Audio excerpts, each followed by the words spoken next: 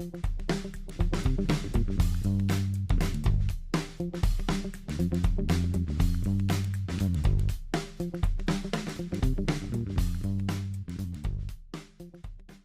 me chamo Luiz Fernando, sou professor de História aqui na Unicinos, do PPG, Programa de Pós-Graduação, e professor do curso de História, tá? Sou um dos coordenadores do curso. O meu outro colega coordenador, que deveria estar aqui comigo, professor Jairo, é arqueólogo e está nesse momento numa outra live, ok? Então, eu gostaria de apresentar rapidamente um pouquinho o material que eu tenho e a gente conversa sobre isso, tá legal? Se vocês, por favor, me interrompam como vocês quiserem, tá? É um bate-papo entre a gente, tá ok? Ó, gente, é o seguinte, ó, deixa eu mostrar para vocês o que eu preparei, assim, em termos assim mais formais, para ver se eu consigo satisfazer as curiosidades e as interrogações de vocês a respeito do nosso curso. Olha, o que faz o historiador? Essa é a grande pergunta. A ideia geral que se tem é que o historiador trabalha em sala de aula, dando aula, tá?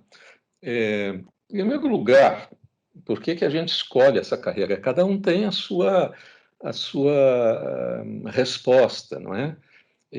Vocês veem aqui que a carreira do historiador ela tem muito a ver com a construção do nosso futuro. Claro que a construção de um futuro ela se refere também ao conhecimento de tudo aquilo que a gente já fez, tá? E narrar isso é o nosso ofício, ok? E aí, claro, tem várias metodologias para fazer isso, tem vários enfoques, e o nosso curso de História, ele é bastante variado para poder construir esses vários discursos a respeito do passado, ok? Então, nós temos colegas que trabalham a história mais cultural, outros que trabalham a história mais social, outros que trabalham a história mais ecológica, digamos assim, não é? História das mentalidades, história um pouquinho mais econômica, das migrações, enfim, tem vários enfoques que estão aí por trás, tá? Através do curso normal, em que a gente tem toda a distribuição normal, a história antiga, a história moderna, a história contemporânea, a história da América, a história da África, da Ásia, enfim, a arqueologia, né? Todos esses aspectos são tratados segundo visões muito várias, e isso enriquece bastante o nosso curso, tá? Então, o que eu chamaria para vocês é o seguinte, a nossa profissão é uma profissão intelectual, a gente trabalha com a leitura, trabalha com análise crítica e trabalha com a escritura, ok? E a gente procura examinar um pouco aquilo que a sociedade vai nos colocando, como várias leituras que a gente vai examinando e vai, digamos assim, criticando, né? Criticando no bom sentido, tá? Então, o historiador é aquele que, digamos assim, fareja, não é? O agir do homem. E, claro, nós tratamos sempre do passado, não é? Ou do passado muito próximo, mas sempre de um passado. Agora, o que esses historiadores têm em comum, não é? Eu acho que, normalmente, a gente procura, digamos assim, a gente se encanta, não é? Pelos vestígios que são deixados pelas outras pessoas, não é? E o encanto, parte desse encanto, é reconstruir uma realidade desaparecida. Claro que essa reconstrução nunca é o passado. A gente não pode recuperar o passado, mas a gente pode, digamos assim, procurar entender um pouquinho o passado de acordo com determinadas características, determinados enfoques. Tá? Aqui, só para mostrar para vocês, né, na mitologia, a questão da coruja de Atena, né, a coruja de Minerva, ela aparece um pouquinho como um símbolo de perspicácia, de erudição, né? E isso, digamos assim, é uma mitologia, mas isso passa um pouquinho para aquilo que faz o historiador, tá? Então, o historiador vai, digamos assim, trabalhar, não é, com afirmações que podem ser preconceituosas, afirmações que podem, num primeiro momento, parecer corretas, e num segundo momento, completamente equivocadas, falsas, né? Hoje em dia, a internet, com a rede e a instantaneidade das comunicações, a gente tem mais possibilidade de confirmar ou não um determinado fato, uma determinada notícia, não é? Depois, uma outra coisa que acontece no sentido desse trabalho que a gente faz é, digamos assim, é, exercitar, não é, uma abertura intelectual. Eu estava falando com a Caroline, desculpe, é Caroline ou Carolina? Caroline. Caroline, perdão, tá? Eu Tudo estava bem. falando com a Caroline, não é, que abrir cabeça é fundamental, né? O historiador, ele tem que olhar para 360 graus. E o nosso curso, ele procura fazer isso. Cada um dos meus colegas, alguns são do meu tempo de faculdade, cada um deles tem um conhecimento diversificado, uma formação diversificada, uma experiência muito própria, e isso se traduz não só numa metodologia própria, cada professor tem a sua metodologia, mas a gente procura estimular com que o nosso aluno desenvolva autonomia, autonomia para pesquisa, autonomia para caminhar por si, que não aceite o que a gente está falando como dogma imutável, mas que saiba criticar e que tenha base, tenha conteúdo para se posicionar. Então, questão de leitura, de informação, saber pesquisar, saber se expressar, não é? Então, o nosso curso visa um pouquinho essa abertura intelectual, tá? Olha, eu acho que é legal essa frase de um outro historiador, Peter Burke, que diz que o historiador é aquele que a função dele é lembrar para a sociedade aquilo que ela quer esquecer. Tá? Eu acho muito legal isso porque dá uma dimensão muito social, não é? Tem uma dimensão ética do historiador. O historiador é uma espécie de grilo falante. Não sei se vocês ainda lembram das revistinhas do Tio Patinhas e Pato Donald. Acho que não, mas tinha o famoso grilo falante, não é? E era a consciência, a voz da consciência. Essa voz da consciência social não é só o historiador que faz, mas o historiador é um observador privilegiado, porque justamente ele, na sua pesquisa, ele tem dados. E esses dados mostram para a sociedade facetas, muitas vezes, que não podem ser esquecidas. Não é? A gente fala aqui, por exemplo, de questões tristes que a humanidade viveu, como guerras, genocídios, enfim. Então, é importante para a gente seguir um caminho diferente. Tá? Depois, qual é o alimento do historiador? O alimento, fundamentalmente, está na biblioteca, com os livros, os documentos, os arquivos. Então, isso é uma outra coisa que a nossa universidade é muito rica. Além de ser coordenador e professor do curso, eu também sou o curador do Memorial Jesuíta Unicinos. E o que é o memorial? O memorial digamos, uma espécie de arquivo, biblioteca, onde estão uma série de livros raros de documentos sobre a história dos jesuítas aqui do sul do Brasil, especialmente daqueles que trabalharam com a imigração alemã. Só para satisfazer um pouquinho a Caroline. Caroline, olha aqui, ó. Oi.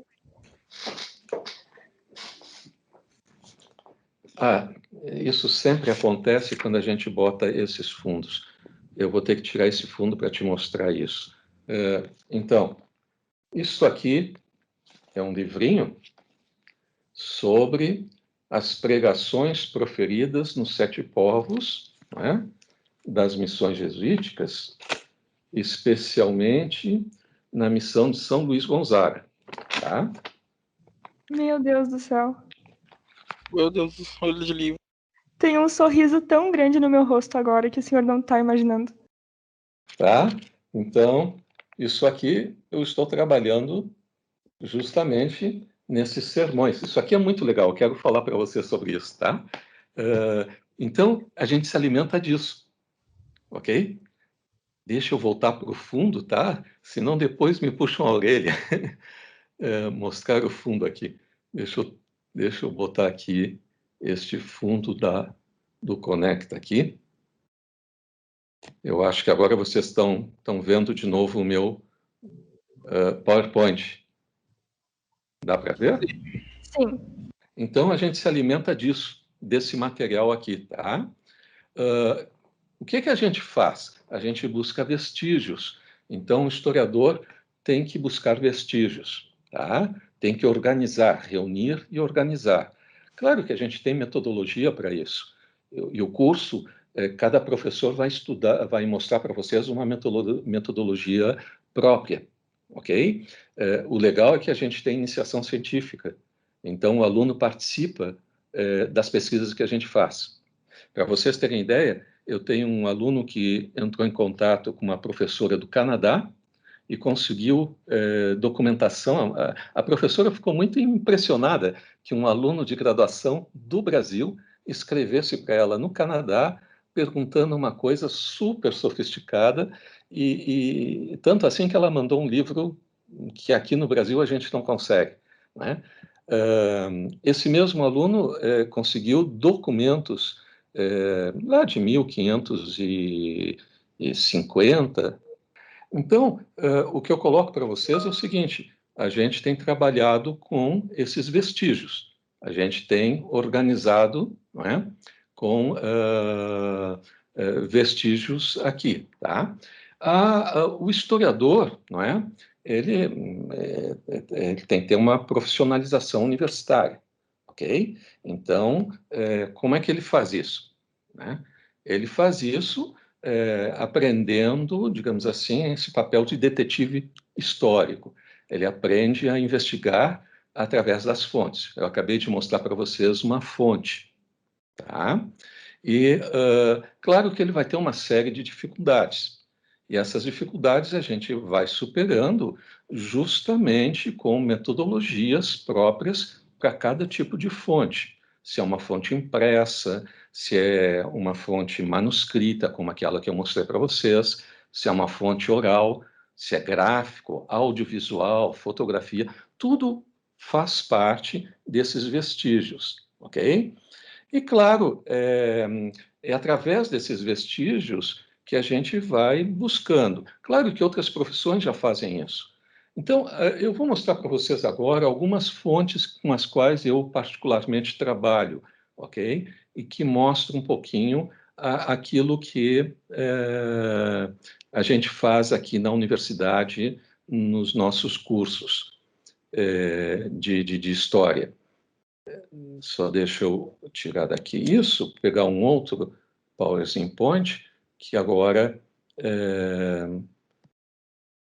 vocês vão ver, eu vou ter que passar rapidamente, porque tem muito material, mas aí vocês me parem, tá? Quando acharem que basta. Estão vendo agora esse novo PowerPoint aqui?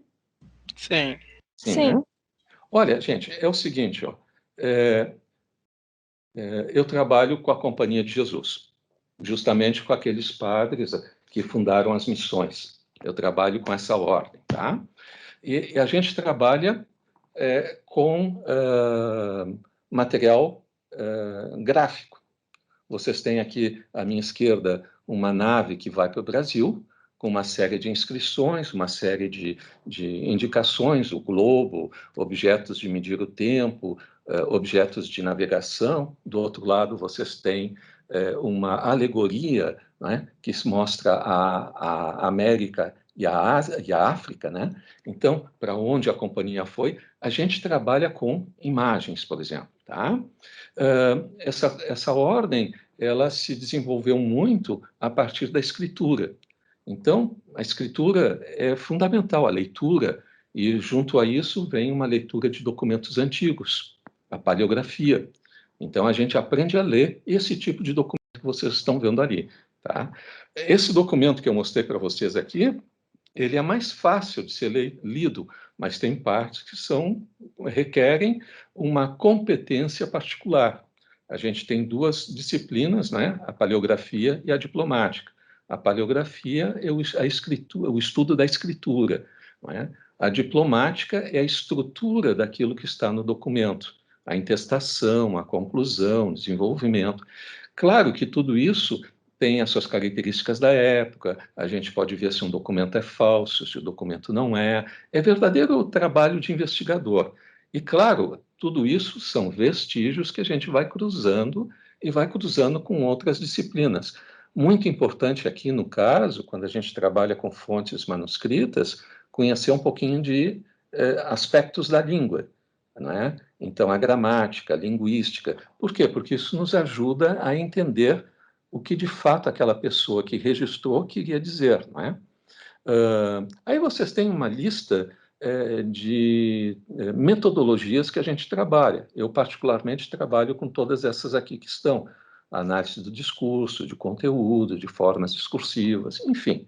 Tá? Eu trabalho com esse tipo de documento que vocês estão vendo, que são cartas, cartas dos jesuítas. Vocês veem que ela está toda riscadinha, tá? Isso quer dizer que se trabalhou em cima dessa carta, se fez um resumo dessa carta. Não é? Aqui está o resumo da carta para a resposta. Atrás desse documento, ó, aparece o resumo. Então, eu tenho a carta que chegou e a carta que partiu. Não é? Eu tenho o conteúdo dessa carta. Depois tem outros elementos, né? Esses outros elementos são o endereço, tem aqui, ó, primeira via, segunda via, quer dizer, as cartas importantes eram escritas em duas vias, para não se uma se perdesse, a outra chegava. Enfim, nas mãos de quem passou, então tem as dois Cs ali, que mostra, né? Aqui tem uma questão de sole, é uma carta que passava somente pelo geral da companhia, não é?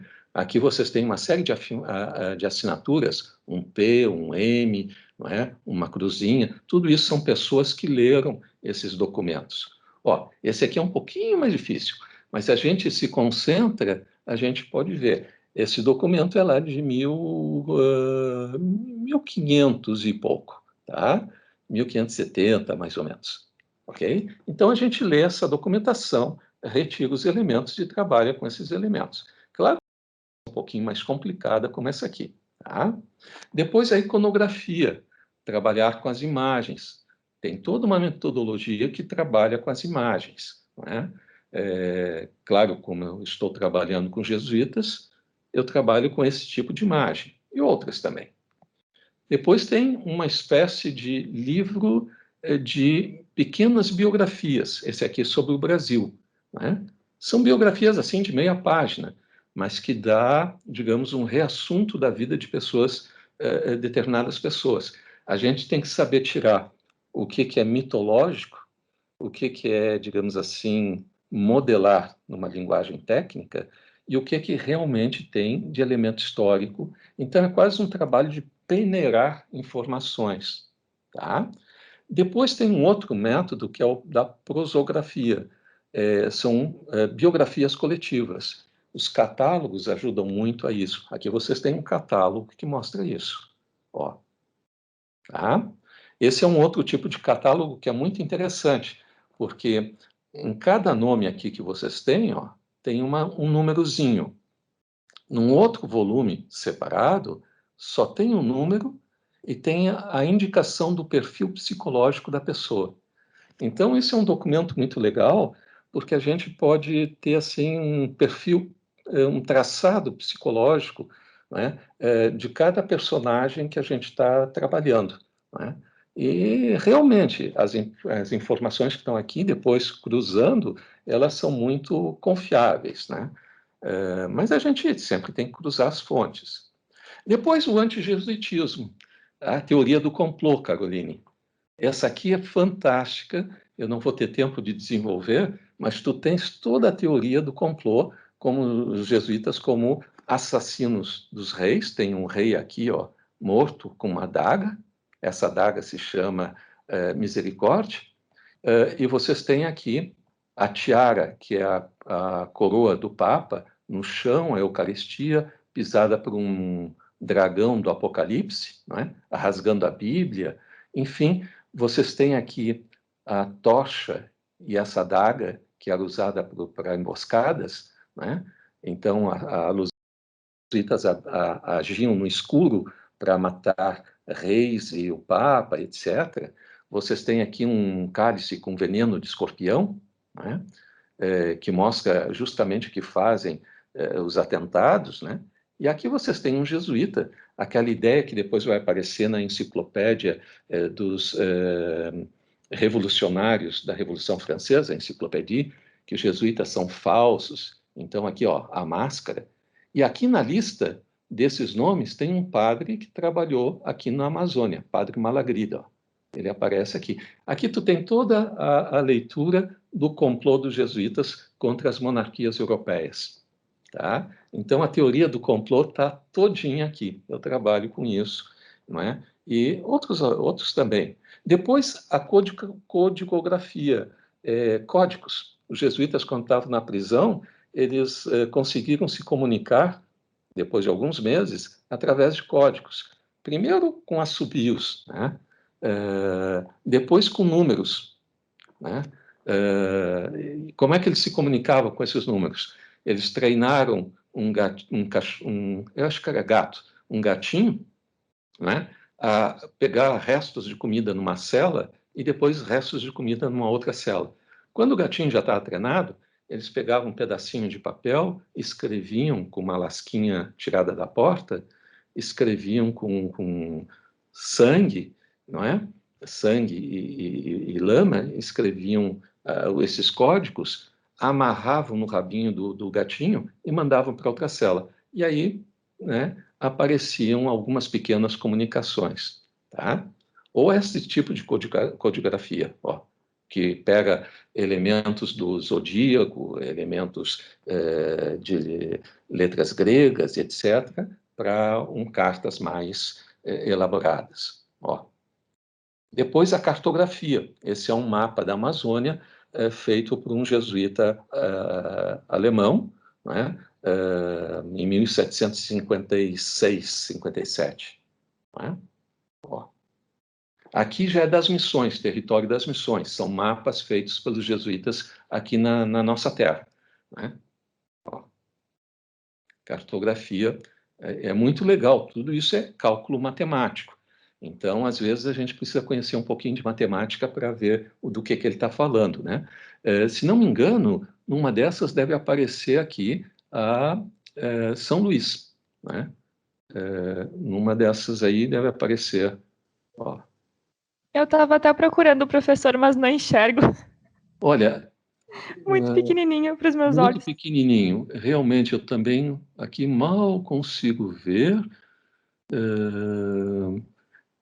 Essa aqui não é a nossa, essa aqui é eu acho, realmente, eu acho que aqui não pega, eu acho que aqui nós estamos no Itatim.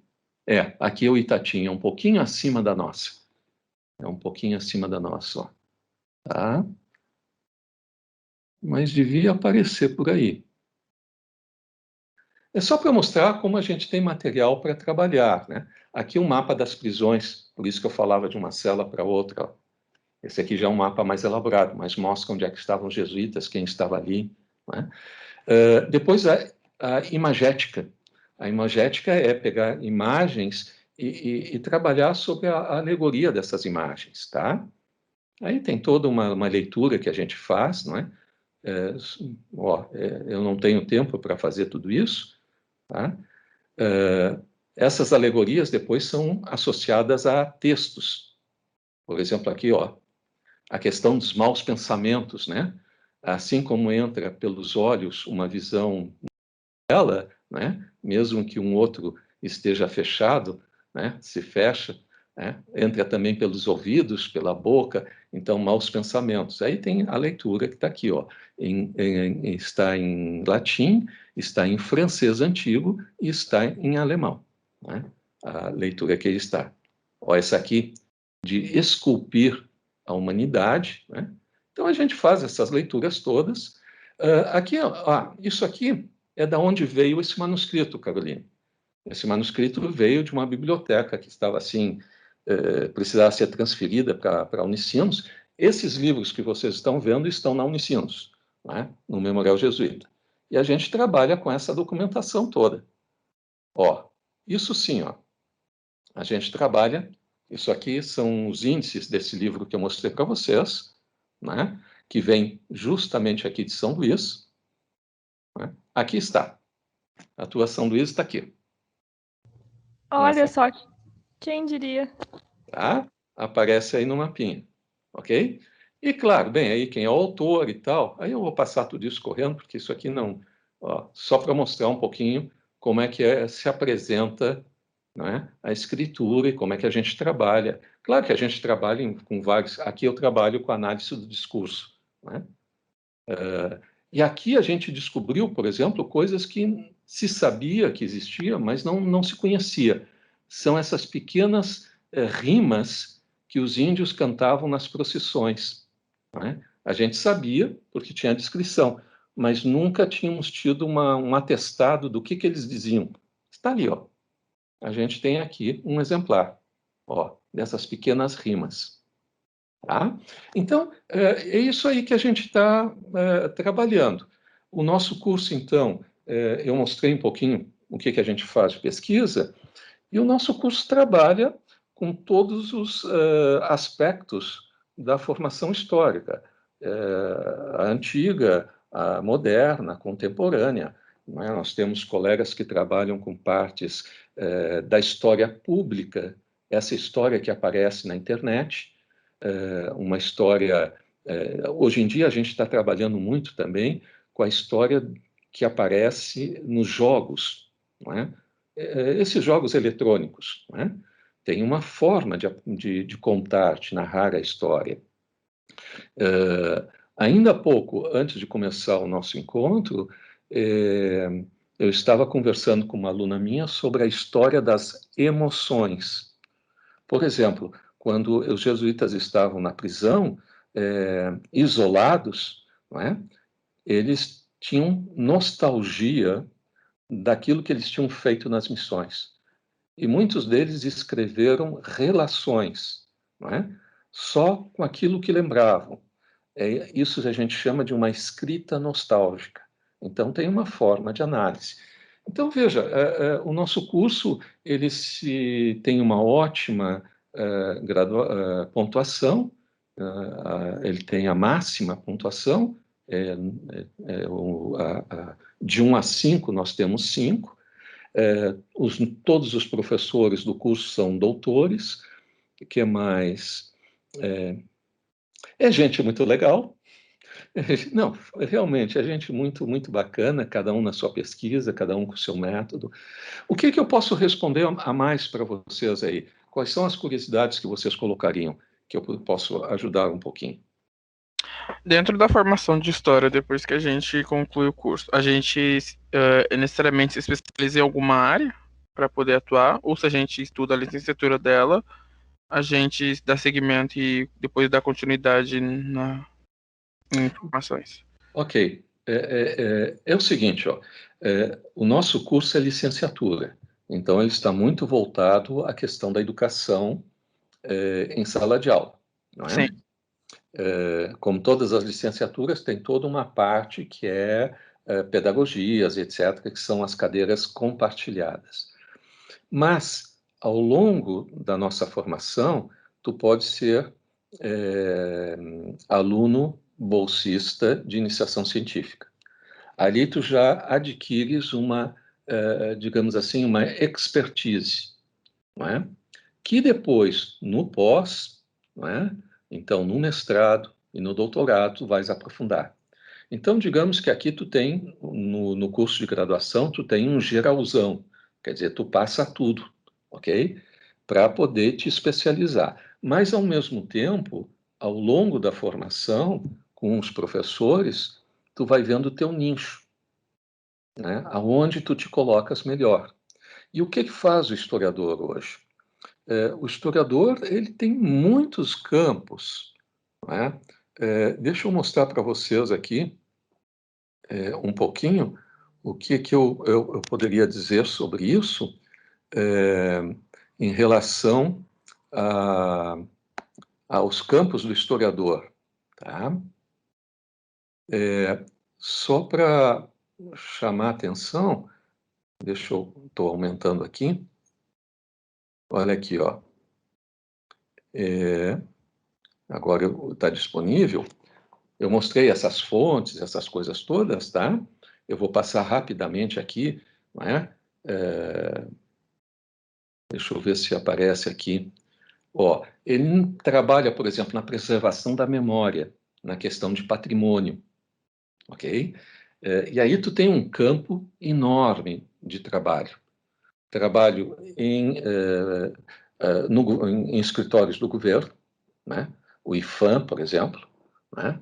Trabalhos de pesquisa que vão da arqueologia à conservação de documentos, de estátuas, de casas, de tudo. Né? Aqui a gente trabalha muito em parceria, por exemplo, com outras disciplinas, com outros cursos, a arqueologia, a arquitetura, a questão da conservação, né? Técnicas de conservação, esse é um campo muito bacana. Tá? Depois, a gente tem todo o campo, por exemplo, da história mais ligada da ecologia, não é? A questão, eu tenho uma colega que trabalha com toda essa questão de poluição dos vales dos rios, né? A professora Marluza trabalha com toda a questão da bacia aqui do rio dos Sinos, não é? Toda a história dos curtumes, enfim, não é? Claro que a gente não vai fazer o trabalho de outros pesquisadores de outras áreas, mas a gente vai integrar esse trabalho. Então, de novo, desde de entidades públicas até entidades particulares. Por exemplo, não sei se vocês sabem, eu tive uma aluna, e isso, confesso que me surpreendeu um pouquinho. Essa aluna, ela é curadora do museu do Grêmio. Então, o Grêmio, né, de futebol, ele tem uma curadoria de documentação e de repertos históricos, né, que precisa ser catalogada, curada, trabalhada, e isso é feito por uma historiadora. E trabalha no Grêmio, né, que é uma coisa bastante singular. Né? Órgãos internacionais, tá? Turismo, hoje em dia, eu acabei de mostrar para a Caroline, antes de começar, um WhatsApp, um grupo que trabalha muito a questão do roteiro turístico das missões aqui no Sul. Paraguai, Argentina e Rio Grande do Sul. Né? Então, todo o roteiro, toda a questão do turismo está ligada a isso. Claro, conservação de patrimônio histórico também está ligado a isso. Né? Temos um historiador, professor Paulo, que trabalha com a questão da escravidão e da cultura afro, dos descendentes afros. Né? Então, tudo aquilo que é ligado à questão da escravidão, das confraternidades ligadas aos escravos, a questão dos jornais, se trabalha, a questão da medicina se trabalha. Então, tu tens campos assim, para todo lado, o historiador pode trabalhar, não é? O que mais que eu poderia auxiliar vocês? Claro, tudo isso a gente vai vendo ao longo do curso de graduação. É o curso de graduação que vai... digamos assim que você é um diamante bruto. E na graduação a gente vai lapidando esse diamante para poder depois ser melhor lapidado no pós-graduação, né? Então, a graduação te ajuda a descobrir o teu caminho dentro da história.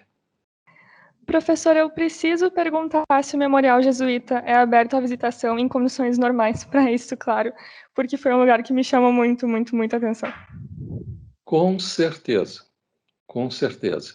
E se não fosse pela pandemia, essa oficina que nós estamos tendo online, ela seria lá, tá? A gente faria lá para mostrar diretamente o memorial por dentro, não é? Nada, eu acho legal a gente poder tocar nas coisas. Te mostro algumas coisinhas aqui. Você está vendo esse volumezinho? Sim. Esse volumezinho em capa de pele, né? Ele tem até uma escritura aqui. Esse volume esse é de 1620, tá? Mas eu tenho aqui um, ou mais de um, acho que é esse aqui.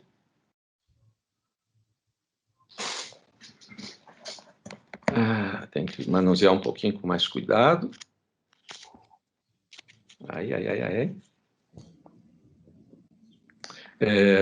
É de 1500 e alguma coisa. Tá? Então, tu tens... e o memorial, ele apresenta... Nós temos um riquíssimo patrimônio, como eu mostrei para vocês, desse tipo de documentação. Claro que para isso tem que ter uma certa metodologia. O que a gente faz na graduação? A gente procura introduzir aos alunos a como manusear esses documentos, como limpar o documento, mas como trabalhar com o documento, né? E, claro, aí se abre um outro campo, o campo da conservação de documentos, tá? Que é um campo muito legal, muito bacana, porque é emocionante quando tu começa a recuperar o documento como tal, né? Não é só limpar o documento, tu traz toda uma comunicação para a vida, né? É bastante bacana. Que outra coisa, o curso é um curso normal, tá? 8 semestres, ok?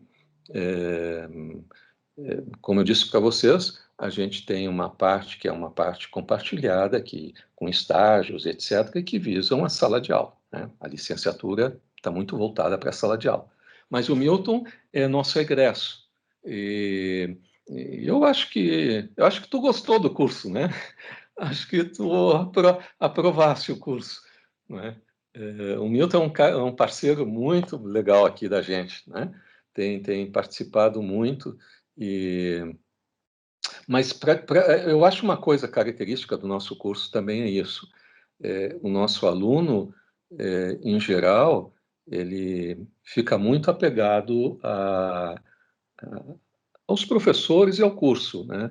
Isso mostra assim que o curso ele é como todo curso, com as suas exigências acadêmicas, isso, né? Mas eu acho que, enfim, né? Ele tem essa característica muito, assim, caseira, né? A gente se relaciona muito bem com todo mundo. Como é que está a adaptação ao meio online? Olha, eu não vou mentir. A gente passa por problemas como a gente teve. De repente, a internet, não sei por que cargas d'água, dá uma falha aqui, uma falha ali. Mas eu acho que todos, com muita paciência, aceitam. O sistema está funcionando, a gente tem Uma característica também é isso. Nesse tempo de pandemia, nós não paramos uma aula.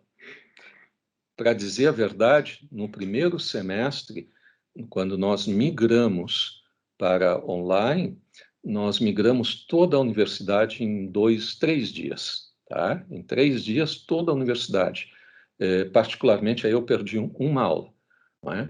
Mas foi a única coisa que a gente perdeu. O resto a gente manteve o calendário tal e qual. Isso é muito bacana porque os nossos alunos que cursaram ao longo desse ano, eles estão se formando normalmente.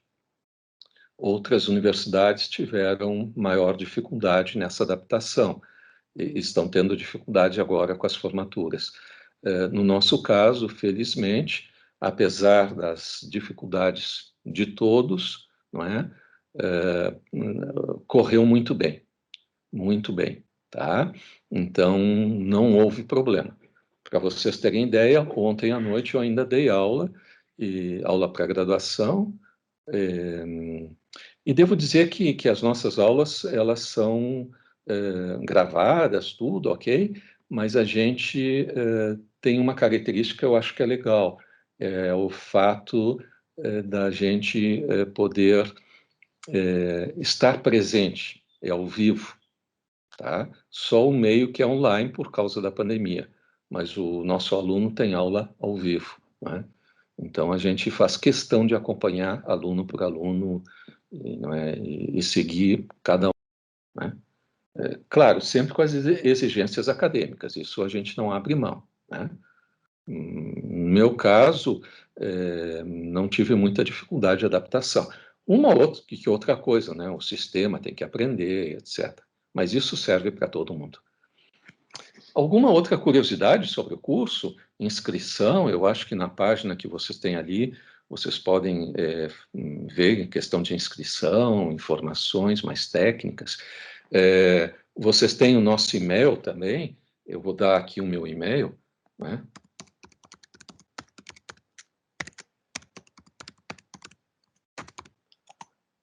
Com esse e-mail, vocês me acessam. Se por um acaso quiserem escrever, perguntando alguma coisa, só me digam um pouquinho quem são vocês, não é? Ah, eu sou aquele que participou, ou aquela que participou do Conecta, aí eu já me localizo, não é?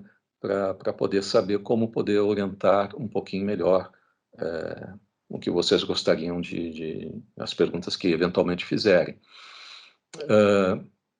Outras curiosidades, se não conhecem o campus, procurem na internet ver um pouquinho como é o campus.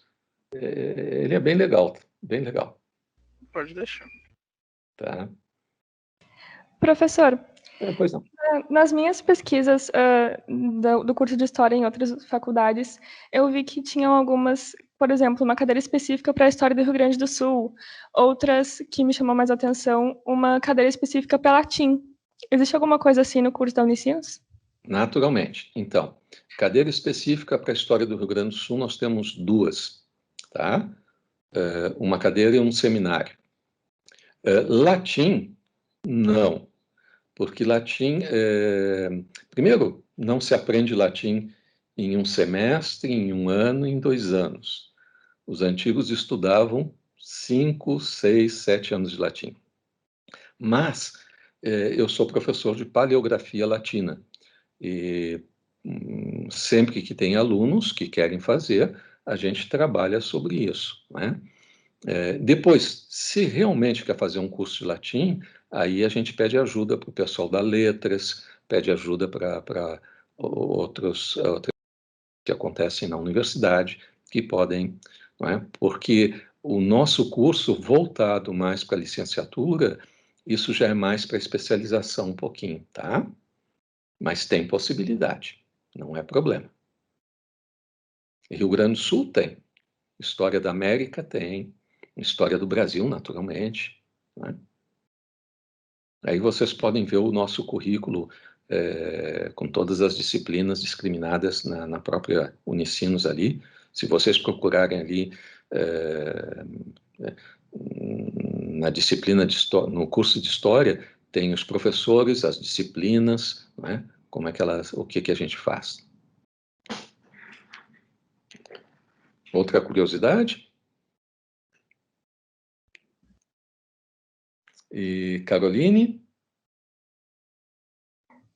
Eu também, professora, eu estava pensando, mas eu acho que era esse o panorama geral que eu estava precisando mesmo. Tá. Eu fiquei, inclusive, muito feliz de saber que a Unicinos tem 2 cadeiras para a história do Rio Grande do Sul e do Memorial também, porque mesmo sendo parte dos 7 povos, isso aqui em São Luís é uma parte muito precária, né? Não é tão valorizado, e eu fico muito feliz de ver que eu tenho uma possibilidade de um local para estudar isso mais a fundo. Olha, o Milton está escrevendo aqui que tem muitas saudades, vontades de voltar, né, quando for presencial e tal. De fato,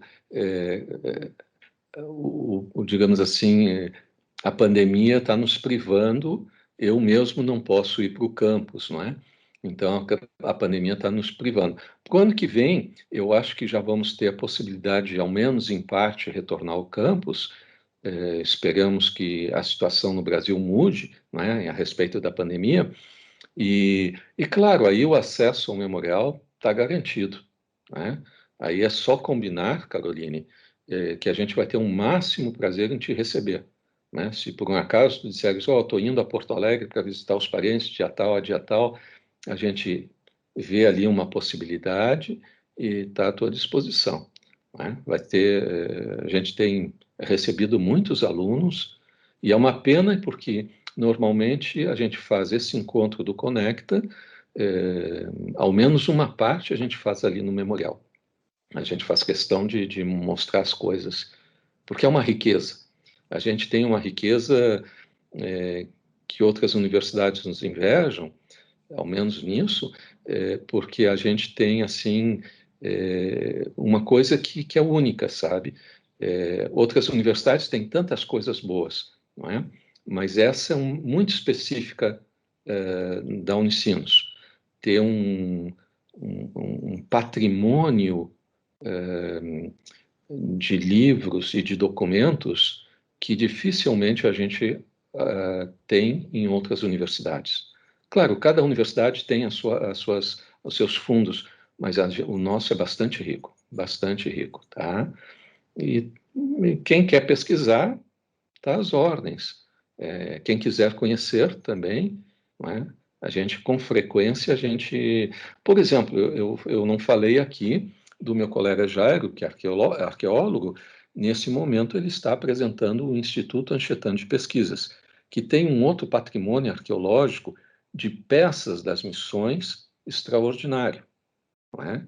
Com, inclusive, estátuas das missões, não é? Que estão catalogadas no IFAM, né? Então, tu podes ver, bem, a Caroline tem possibilidade de ver, mas quem não tem condições de ver isso, porque não vai até a região das missões para ver, tem a possibilidade de ver aqui, ao vivo, peças únicas do tempo das reduções, né?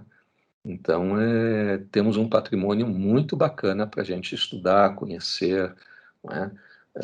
Aprofundar um pouquinho. Tá?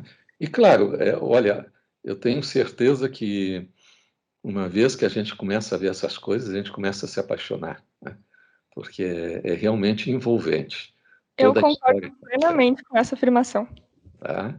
É muito. é, Deus queira que vocês concretizem esse bom propósito de nos conhecerem estudando aqui, porque o acesso a tudo isso fica super fácil, tá? Então, a gente tem todas as condições O importante é o seguinte, agora, abram cabeça, leiam, se informem, não é? Claro, a gente vai amadurecendo, viu? Ao menos a minha experiência é essa. Eu sempre gostei de história, mas até se concretizar, eu fui experimentando, eu fui buscando, não é? Eu acho que isso é uma boa coisa. Claro que depois tem que decidir de fazer um curso para ter uma base, para ter, não é? Para descobrir outras coisas, tá? Certo. Posso ajudar mais em alguma coisa? Não? Pra mim tá bem claro, ficou bem explicado. Que bom, que bom. Para mim também. Então, olha, foi um prazer conhecer vocês, viu? Eu que agradeço. Muito Peço obrigado. desculpas aí pela bagunça aqui dos meus livros, né? Capaz. Eu adorei a estante É de uma livros. bagunça incrível. Exatamente. Na verdade, eu não tenho mais espaço para livros, sabe? Esse é o problema. Vou ter que fazer umas doações aqui, porque já está tudo tomado. Mas o memorial está à disposição de vocês, viu? A biblioteca, tudo, tá? Inclusive, professor, eu como porto-alegrense, que já me considero missioneira adotada, eu tenho que dar os parabéns por essa iniciativa, porque as missões, eu considero uma parte incrível da história, e aqui mesmo, a parte propriamente dita do Estado, não tem muita coisa. Aqui em São Luís também não tem muita coisa, São Miguel tá ali, é incrível, mas é basicamente só. E eu acho incrível que vocês tenham resgatado essa parte tão importante da história aqui do Sul, porque mesmo aqui a gente não tem muito, e saber que existe um lugar que preserva e valoriza isso é muito importante, é muito legal. Então, parabéns. Olha, a gente está tentando, sabe? E graças a Deus hoje cada vez mais pessoas se interessam por isso.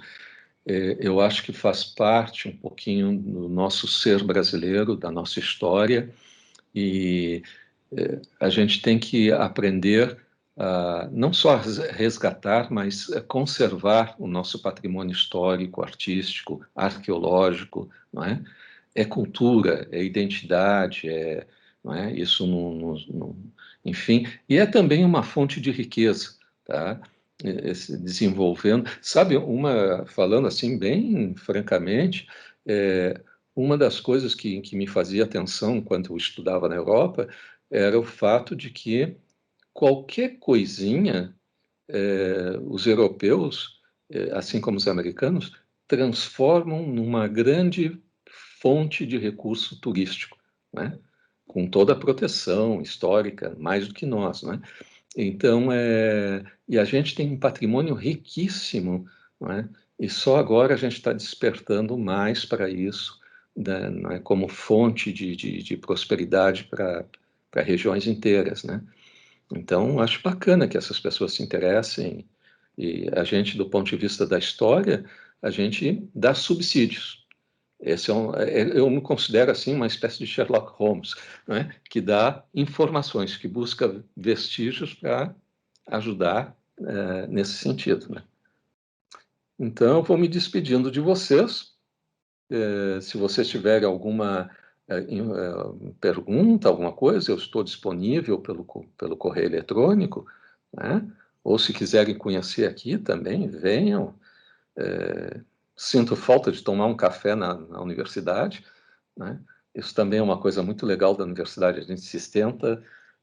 O Milton, que estava aqui, a gente se sentava ali, tomava café, né?